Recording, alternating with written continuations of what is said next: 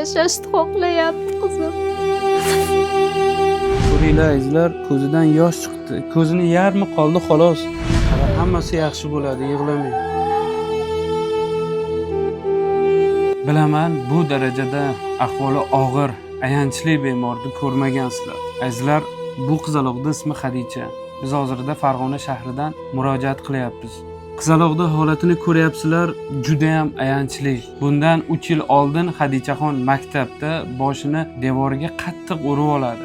Boshida yengil satraseniya deb o'ylashadi, lekin bora-bora bir tomon yuzi kattalashishni boshlaydi. Shu kungacha ona farzandini necha marta Toshkentda davolatdi, operatsiya qildirdi, kimyoterapiya oldi, lekin hech qanaqasiga foydasi bo'lmadi. Mana ahvolni ko'ryapsizlar, bir tomon yuzi kattalashda davom etmoqda. Faqat ozgina ko'zi bilan og'zini ochiqligi qoldi xolos. Azizlar, videoni davomini ko'rishdan oldin shu videoni maksimalni 5 ta 10 ta do'stinglarga tarqatinglar, videoga like bosinglar, videoni istoriya qilinglar, kommentariyada saxovatpesha insonlarni atmetka qilinglar. Ko'proq kommentariy yozsanglar, videoni shunchalik ko'p insonlar ko'radi. Azizlar, hozirgi kunda Xadichaxonni birdan bir yo'li Hindistonga olib borish qoldi.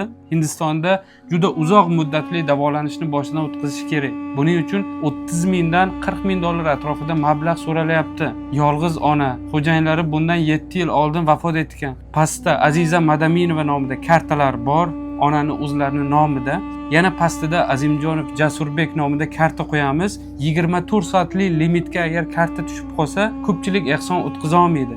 Birinchi Aziza Madaminova nomidagi kartaga o'rnib ko'ringlar. Mabodo limit desa, pastdagi Jasurbek nomidagi kartaga o'tkazinglar. Bugun 30-sentyabr 2025-yil. Xudo xolasa mana shu videomizni 48 soatga ochamiz. 2-oktyabr kuni azizlar videoni natijasini qo'yamiz. 48 soat ichida mana shu qizchani operatsiyasiga yetadigan mablag'ni birgalikda Xudo xolasa sizlar bilan jamlaymiz. Bundan 8 oy oldin Xadichaxonning videosini men Instagram profilimga chiqarganman. Sizlar bilan bir necha kun ichida 8,5 ming dollar mablag' yig'ib onaga berganmiz. Toshkentda shu kungacha davolanishni olib bordilar, kimyoterapiya oldilar, lekin foydasi bo'lmadi. 8 oy davomida qizchani ahvoli yaxshilanishdan ko'ra battar yomonlashib ketgan. Qo'lingizdan kelgancha 10 ming bo'ladimi, 20 ming bo'ladimi, mana shu kartalarga ehson qilinglar. Videoni saxovatpeshalarga tarqatinglar.